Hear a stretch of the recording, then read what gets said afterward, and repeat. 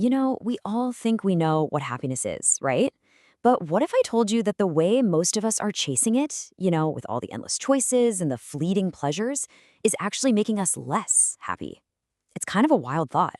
We're going to dive into the real science of well-being, and we're starting with a paradox that I'm pretty sure you've felt yourself.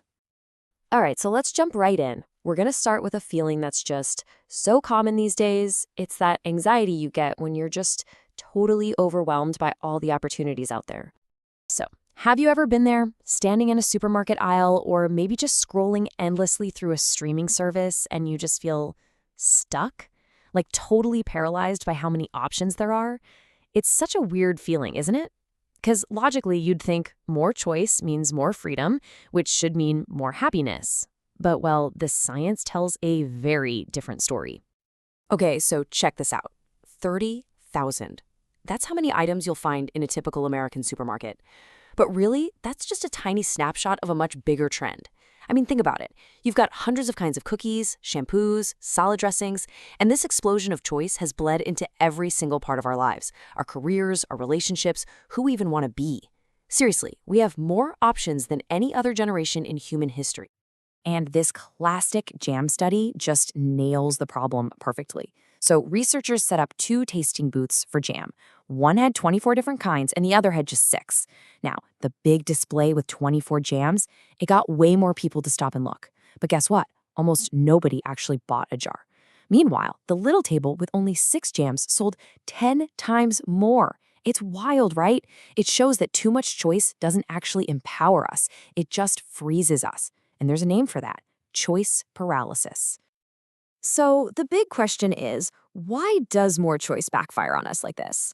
Well, this whole paradox suggests that maybe, just maybe, our entire approach to happiness is built on a pretty shaky foundation, a flawed idea about what actually makes us tick as human beings. Okay, so for a really long time, one big idea has kind of dominated, especially in Western thought. It's this egoistic view that deep down, we're all just self-interested individuals always trying to get the best deal for ourselves. But there's this much older idea going all the way back to thinkers like Aristotle that says something totally different.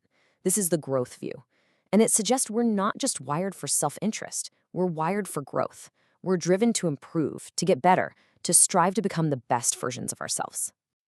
And this leads us to this amazing, powerful ancient Greek concept. It's called eudaimonia. Let's say it together: eudaimonia. Now, this is not about feeling giddy and happy 24/7.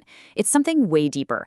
It's that feeling of satisfaction you get from really using your skills, tackling challenges that mean something to you, and, growing into your full potential. It's the difference between just a quick hit of pleasure and what you might call true human flourishing. Okay, so if flourishing is the goal, how in the world do we actually get there? Well, the cool thing is this new way of looking at human nature gives us a really practical toolkit, like actual tools we can use to build a better life. All right, tool number 1 is something called flow. And I bet you've felt this before. It's that incredible feeling when you're just completely lost in what you're doing. The task is challenging, but not impossible. Maybe you're playing an instrument or deep into a creative project or even just having an amazing conversation. Time just disappears, right?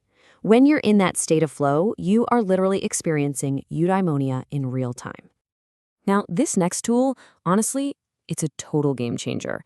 So often, we chase happiness by trying to change our circumstances, getting the new car, the bigger house, the raise. But the science is super clear on this. We get used to that stuff so fast. They call it the hedonic treadmill. It's like you're running and running, but you're not actually going anywhere. But intentional activities, things you choose to do, like learning a new skill or just practicing being kind, that's a source of well-being that just keeps on giving. You don't get used to it. And the last tool in our kit is all about a mental shift.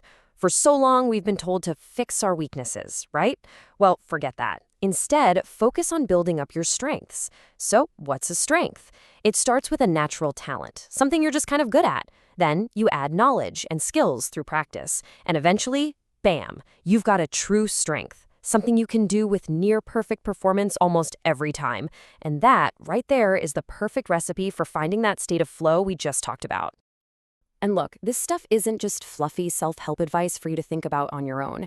These ideas are actually making huge waves.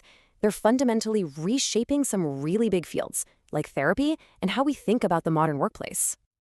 This quote right here just perfectly captures a revolutionary shift happening in therapy. The old way of thinking was, the therapist is the expert doctor and the patient is just there to be fixed. But this new approach, which comes from positive psychology, flips that on its head. It says, hey, the client is the one with the keys to their own change. The therapist's job isn't to fix them, but to help them find and use the strengths and resources they already have. And we're seeing the exact same thing happening in the workplace. Think about the old school manager, right? They were the controller, the puppeteer pulling everyone's strings. The new model, though, is so much better. It sees the manager as a conductor. Their job isn't to control everyone, but to understand the unique talents of each person on the team and bring them all together to create something amazing. It's all about letting people flourish. So after all this, what's the big takeaway? What's the bottom line? It's that we really need to reframe our entire approach to happiness. It's not some destination you finally arrive at. It's not a chase. It's a practice.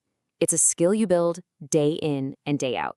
So let's just quickly run through those key takeaways. First, to beat that awful choice paralysis, you gotta learn to satisfice. That just means choosing what's good enough instead of driving yourself crazy looking for the absolute best. Second, pour your energy into activities, not circumstances.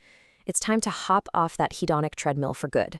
Third, figure out what you're naturally good at and build on those strengths. And finally, the big one, aim for eudaimonia, a life of real, deep flourishing, not just chasing a quick buzz. And that brings us to our final question, and this one is all about you. Now that you know that real well-being comes from getting actively engaged, not just from buying or consuming things, I want you to think about this.